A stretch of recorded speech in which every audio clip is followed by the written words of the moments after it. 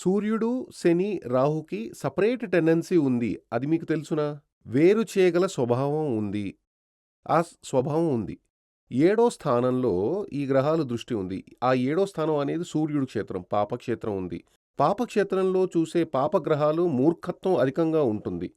కాబట్టి ఈ జాతకం ప్రకారం పెళ్లి జరగదు, జరగదు, జరగనే జరగదు. సపోజ్ జరిగితే అది ఏదైనా వేరొక జాతిలోని ఒక నీచ స్త్రీ భార్య లాంటి ఒక సంబంధం ఏర్పడుతుంది తప్ప, అది సరైన ఒక ఫ్యామిలీ లైఫ్‌గా ఉండదు. హస్బెండ్, వైఫ్ జీవించే యోగంగా అది ఉండదు అని నేను చెప్పాను. ఆయనకది నచ్చలేదు. నేను చెప్పాను, "మీరు పెళ్లి చెయ్యాలని భావిస్తున్నారు కదా!